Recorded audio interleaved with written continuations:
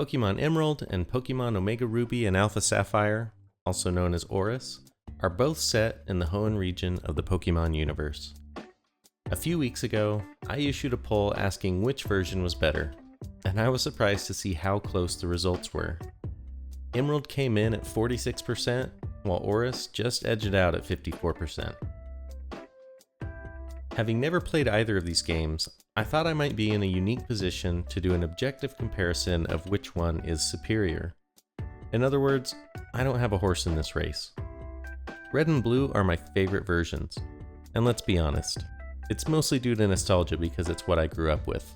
While an analysis of this nature is going to be largely based on subjective judgments, going through everything that both games have to offer will give everyone a better understanding of what makes them so treasured to the players who hold them in such high esteem. If you've seen my video about comparing BDSP to Pokemon Platinum, you'll understand my format for this video. I will compare features from both games and award points where each excels over the other. However, I'm going to add one tweak to the format based on your previous feedback. Each point will be weighted with 1, 2, or 3 points instead of just 1. For 3 points to be awarded, it must represent a considerable contribution in both relevance and substance. One other thing is that I will endeavor to compare the games as they were when they were released, which will represent their best versions. However, I'm going to try to avoid limitations that are based on hardware, since I'm mostly focused on gameplay experience. Let's get started with the story. Both games are based in the Hoenn region, and the games largely follow the same storyline. Team Magma and Team Aqua are vying to find and awaken the ancient Pokemon to achieve their goals. In Emerald, Team Magma's ultimate goal is to increase the landmass for land Pokemon, while Team Aqua wishes to expand the seas for water-dwelling Pokemon. In a much darker twist, ORAS' Team Magma ups the ante and states their goal is to increase the landmass to give humanity more space on which to build and develop civilization, while Team Aqua wants to flood the world with water to return the world to its state before the rapaciousness of man tainted the earth. Emerald provides the classic world-ending dilemma without making things too serious, but ORAS puts Armageddon to the forefront not just once, but twice in its storyline. I like that they did this, and I think it's worth a point for ORAS.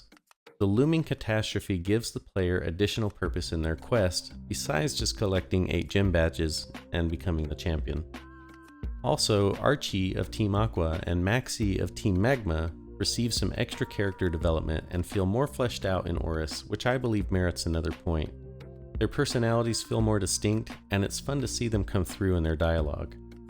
That being said, the fact that Emerald contains interaction with both teams makes the story feel much more complete. The player gets to see more clearly the struggle between the two teams as they strive to awaken their respective ancient Pokemon. This culminates in the epic battle between Kyogre and Groudon, which can only be quelled by the intervention of Rayquaza. You are in the presence of Pokemon deities, and there's nothing your diminutive Pokemon are going to do to stop them. When I played through Omega Ruby, I thought it was odd that both Kyogre and Groudon had fought over the region's territory in ancient times, but only one of them was on the seafloor waiting to be awakened. Where's Kyogre? Did it lose and flee the area? I don't think so. The current state of affairs indicates it was more of a draw. I'm probably overanalyzing since the answer is really that you just need to go buy the other version to access the ancient counterpart. Therefore, 2 points to Emerald for bringing the story full circle with both teams, and 3 points for the showdown between the two ancient Pokemon. Even though the story feels more complete in Emerald, ORAS added the Delta episode to the postgame. In this part of the story, you'll need to save the Earth from an asteroid which is hurtling through space at terrible speeds. You team up with Steven to form a plan to either destroy or teleport the asteroid out of its collision course. During your travels, you keep bumping into a member of the Draconid people named Zinnia. The Draconid people have been charged with looking after the tower that Rayquaza calls home. Zinnia has a different idea on how to save the Earth, and calls Steven's methodology a travesty. And to be honest, she may not be wrong. Steven's method involves using the life force of numerous Pokemon to power the rocket that would be used to dispose of the asteroid. Whether or not this means the Pokemon are sacrificed like pizza at a Weight Watchers convention, I'm not sure, but it certainly can't be good. Even though Zinnia's idea is the more altruistic one, as a character, I found her slightly annoying and a bit hollow. Not terrible, but not amazing. Feel free to disagree with me on that, but I felt like she didn't quite make the impact that the developers were going for. She does, however, help you summon the mighty Rayquaza to come to your aid. After capturing Rayquaza, you mount the legendary Pokemon and soar into space and obliterate the asteroid using nothing but the power of friendship and true grit. As the pieces of asteroid fall apart, you encounter the alien-like Pokemon Deoxys. Why is Deoxys hell-bent on destroying the planet? I have no idea. But why not capture it and add it to your PC box where it can hang out with all the other Pokemon you forgot about? All in all, the Delta episode was an excellent addition to the ORAS game and made Rayquaza feel special. Therefore, I'm awarding 3 points to ORAS for the Delta episode. During your travels, you find that you have 2 rivals. One is the opposite gender of your chosen character, and the other is a shy, sickly kid named Wally. I do miss the days of Red and Blue, when Blue, your rival, would come around the corner talking smack, and then you'd tell him, in a silent but strong way, to take a flying leap at a rolling donut. While your gender opposite provides the same role in terms of testing your battle skills from time to time, Wally arises as the more interesting rival. The player serves as a bit of a mentor throughout the game, and Wally's calm and humble demeanor make him an endearing NPC. In Emerald, unfortunately, your encounters with Wally end at Victory Road. In ORAS, Wally has evolved his Ralts into a Gallade capable of Mega Evolving and can be found after beating the Pokemon League in the Delta episode and appears in the postgame in the Battle Resort. Wally received more attention in ORAS and he feels like a more well-rounded NPC and his team is more challenging, so I'm awarding a point to ORAS. Another NPC from which ORAS benefited was Steven. He is the son of the president of the Devon Corporation and aids the player on their journey. He is the reigning champion of the Hoenn region in Pokemon Ruby, Sapphire, Omega Ruby, and Alpha Sapphire. However, in Pokemon Emerald, he is for some reason replaced by Wallace, who also acts as the 8th gym leader. ORAS does a good job of giving Steven more screen time and personality. It makes for a more momentous encounter with him when you reach the champion battle. While Wallace specializes in water Pokemon, Steven's team boasts a more diverse set of Pokemon and his Metagross is a force to be reckoned with, while Wallace is easily defeated with a set of grass or electric Pokemon. Normally I don't think I would award a point for just switching leaders, but Steven is an upgrade over Wallace in personality and implementation. I also thought that the player's dad, as well as a few other NPCs, feel more fleshed out in ORAS, but not enough to warrant an additional point, but I thought it was worth mentioning for completeness. During your progress through ORAS, you eventually run into Steven and are whisked away to an island where you encounter Latios, or Latias depending on your version. Latios somehow expresses its unease over the state of the world and wishes to accompany you on your journey. Just like that, 3 legendary. It reminded me of a quote from Thomas Paine.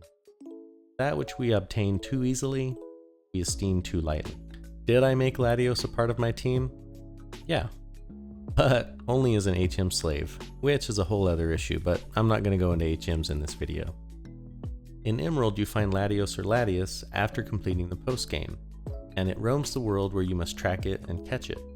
The challenge is reasonable, and the struggle provides a satisfaction that you wouldn't get otherwise. Therefore, a point to Emerald for the capture of the Eon Pokemon. However, an addition to ORAS that I thought was awesome was the ability to hop on Latios or Latias's back and ride through the air above the Hoenn region. It gives you a special appreciation of the Hoenn region, and it also serves in your tracking of other legendary Pokemon. For this reason, I'm adding 2 points to ORAS for being able to ride on a legendary Pokemon. ORAS was released near the end of 2014, while Emerald was released in 2004. Not only that, Emerald was released on the Game Boy Advance, and ORAS on the Nintendo 3DS. This means that ORAS has 10 years of quality of life updates behind it, and updated hardware. One area where ORAS takes advantage of the hardware improvements is the music. The ORAS soundtrack is phenomenal, and is an improvement over Emerald's. I won't fault Emerald for its hardware, but I think ORAS's music speaks for itself, and is a clear point for the game. In fact, I liked it so much I'm going to give it 2 points. Another addition to ORAS that warrants some attention is the Pokenav Plus. Honestly, I was not expecting to give a point in this area. The Pokemon games have always included some type of little computer system that they try to hype up in the game, but I only end up using it when they absolutely force me to. However, the Pokenav Plus featured a couple things that I actually utilized, which were the Pokemon Amy app, Super Training, and the Dex Nav. Pokemon Amy allowed you to play with your Pokemon, which would allow you to earn Pokepuffs, which in turn could be used to raise the affection of your Pokemon. This greatly helped with some friendship-based evolutions. Super Training allows you to view how many effort value points are assigned to each stat, and then increase them. Very helpful for those who try to make their team just the way they want them. Last and most significant in my view is the Dex Nav. This is a tool that allows you to find rarer Pokemon and Pokemon with better stats. The Pokedex tracks the amount of times you have encountered a specific Pokemon. For each time you encounter them, the level increases, and as the level increases, the chances of additional features increases, and you'll be able to see things like the Pokemon's type, level, potential, held item, hidden abilities, and first move. Honestly, this tool is so good that it's slightly irritating that it's not included in any games after ORAS. I'll award a point for each of these tools for 3 points total. I'd like to take a moment to ask that if you're enjoying the content, please consider subscribing to the channel. I'd greatly appreciate it. If not, don't feel obligated. TMs are something that I've always valued in the Pokemon games. They can really help to round out your team with stronger moves, and they can make a large difference in the outcome of your battles. In Emerald, the TMs are one-time use, which is sad, since it can limit your ability to build out different Pokemon if you need to switch your team up at any point in the game. Sure, you can purchase additional TMs with battle points, but that's not until the post-game, and it involves quite a bit of grinding. ORAS made the TMs everlasting, so you didn't need to be afraid to use them if you needed them. You could experiment how you wanted. Therefore, a point to ORAS for their handling of the TMs. And speaking of team building, the amount of Pokemon available to you during your quest can vary dramatically. Emerald's Pokedex contains 202 Pokemon. The Pokedex for ORAS follows the concept of the games it's based on, but the only major difference from the originals is that 9 new Pokemon, which were originally found in the Sinnoh region, are now added to the Hoenn listing. These include Pokemon like Gallade, Probopass, and Magnezone. However, where there is a massive gap between the two, is that Emerald does not allow you to bring in Pokemon that are outside of the Hoenn Dex until after you beat the game, whereas ORAS will. This means that you have access to up to 721 Pokemon far earlier. Having this option can really help mix things up for your playthrough, and is a definite point for ORAS.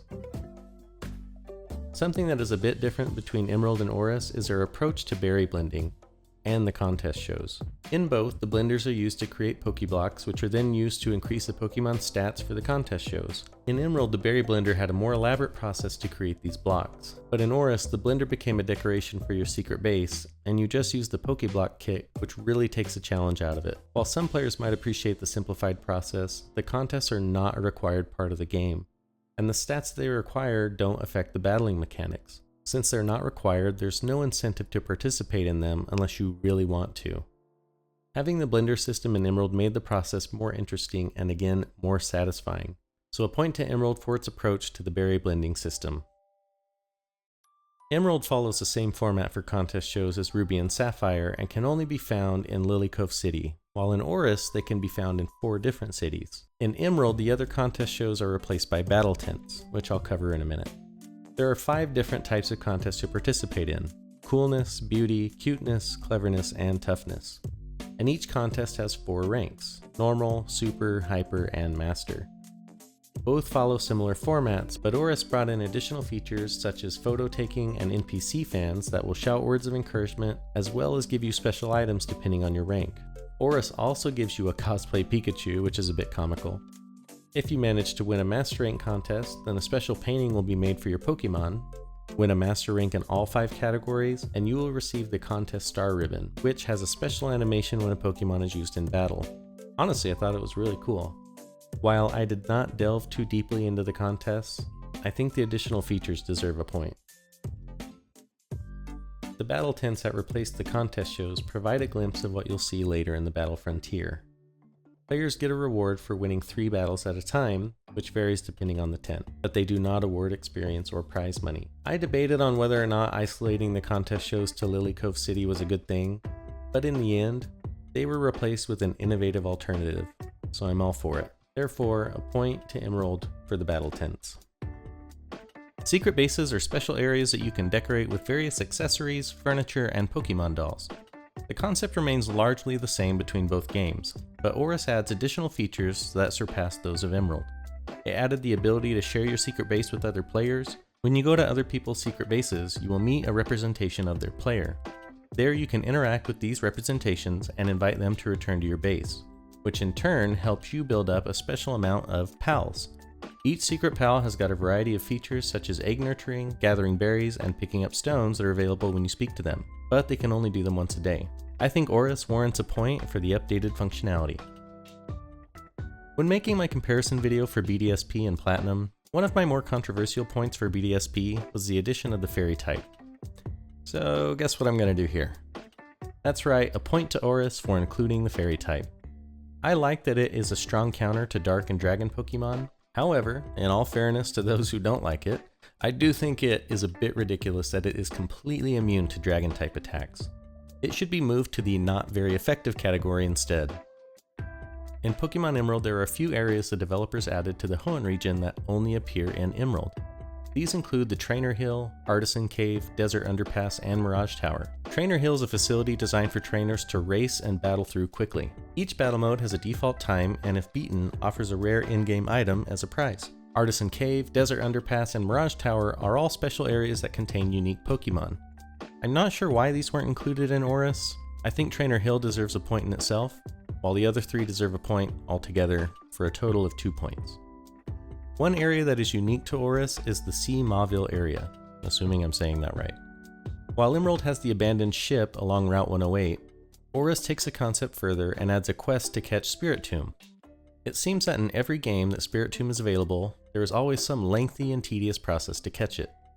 I didn't really care for the way Legends Arceus, Platinum, or BDSP approached it, but I think ORAS does a fantastic job with the puzzle they created. Sea Mauville is also the place where you'll encounter the legendary Pokemon Lugia, given that you meet all of the conditions. So a point to ORAS for Sea Mauville and the Spiritomb quest. The Safari Zone can be found in both ORAS and Emerald, and is an area where you can catch some rare Pokemon. While the layout remains largely unchanged, the Safari Zone in Emerald is only accessible to trainers participating in the Safari game. In this game, players may only use Safari Balls, and rather than weaken wild Pokemon in battle, players must use non-conventional tactics to try and catch them. In ORAS, the Safari game has been removed, and players can enter the Safari Zone area without paying a fee. The Pokemon found here are collected through normal battles and can be found in tall and long grass. Again, I'm not sure why ORAS would go in a different direction here, but I enjoyed the Safari Zone more in Emerald due to its distinctive approach to catching Pokemon. So, a point to Emerald for the Safari Zone. One mechanic where Emerald suffered is what's known as the physical special split. To understand this, you need to understand the basic mechanics of the Pokemon games. Pokemon have an attack and defense stat, and a special attack and special defense stat. In Emerald and in games prior to Emerald, certain element types only had one classification.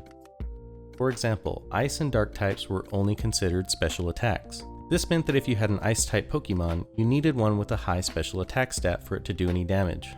However, if you have a Pokemon like Sneasel, which generally has a much higher attack stat than its special attack stat, you drastically weaken it by making all of its moves special attacks. In Pokemon games after Emerald, the developers added additional physical moves to balance these Pokemon out, and the games are much better for it.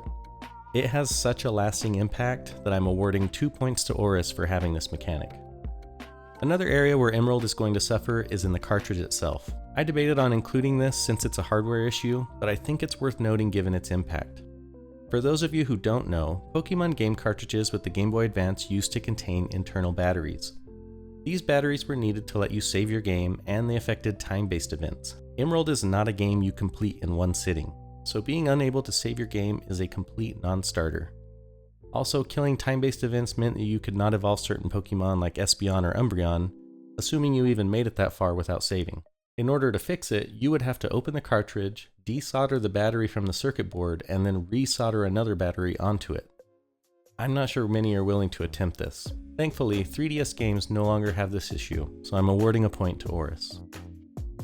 Next up is an area that is going to be largely subjective, so feel free to disagree with me. It is the character and Pokemon sprites.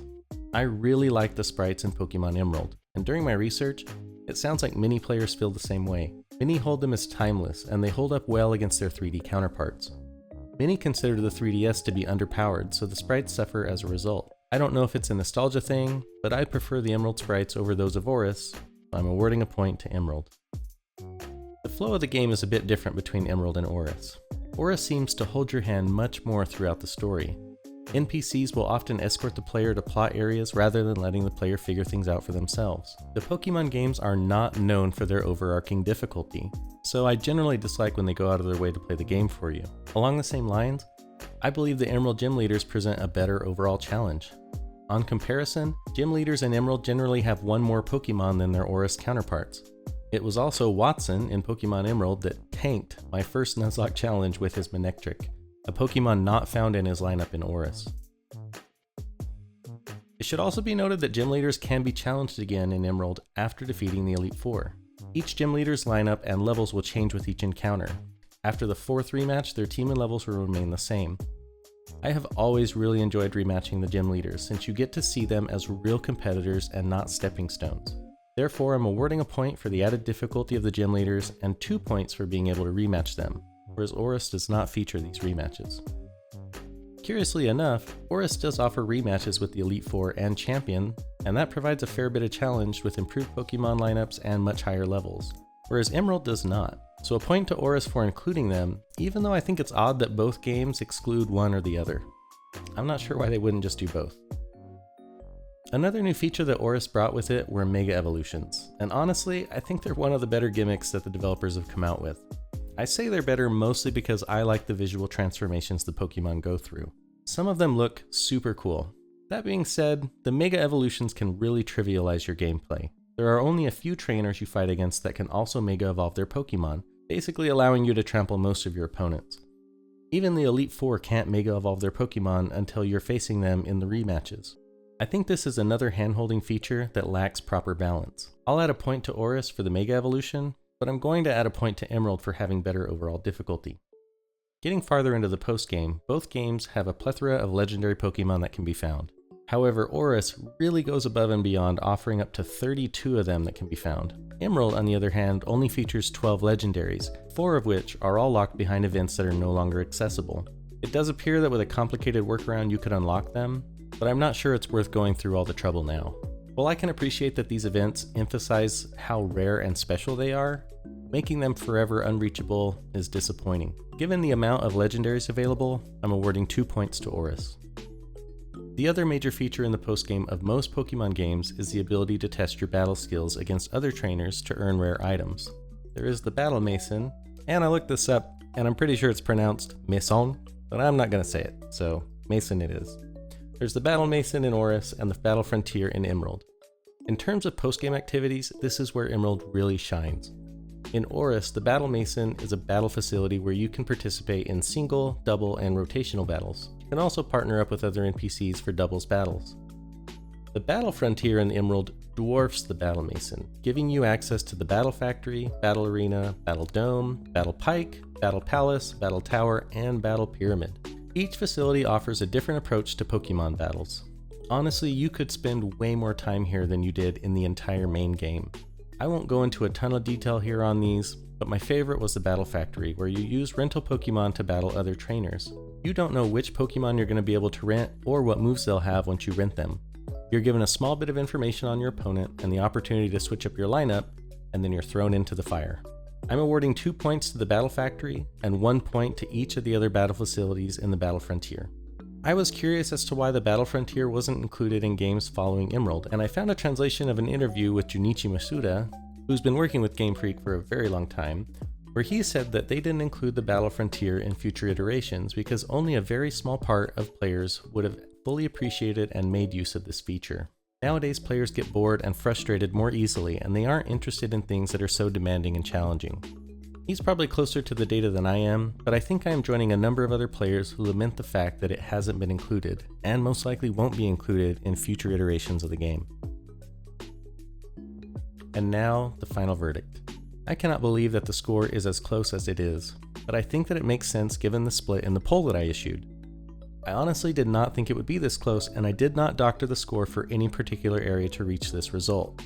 Every point that I awarded was my own personal, honest opinion. In my opinion, I like ORAS just a little bit more, but it's mostly due to the quality of life features, updated mechanics, music, and updated Pokedex. I really hate to say this since I was hoping to reach a more definitive conclusion, but which is better is going to be largely based on what's important to you. The postgame in Emerald is unrivaled, in my experience, while ORAS brings a more modern feel. The fact that Emerald, being 10 years older than ORAS, holds up as well as it does is a demonstration of its excellence, especially in the postgame. If Emerald had the same updates that ORAS does, I think it would be the clear winner. Well everyone, I think that's going to be it for now. I have created a Google Sheets doc with the ranking that I used for the video. Feel free to check it out and update the numbers with what you would have changed and see how the score changes. This video took me over a month to make and required a ton of hours in both gameplay and research to make. If you feel like I've earned your subscription, then I would greatly appreciate it. I would also love to hear your thoughts on the matter, so feel free to drop me a comment below. Thanks for watching, and I'll see you on the next one.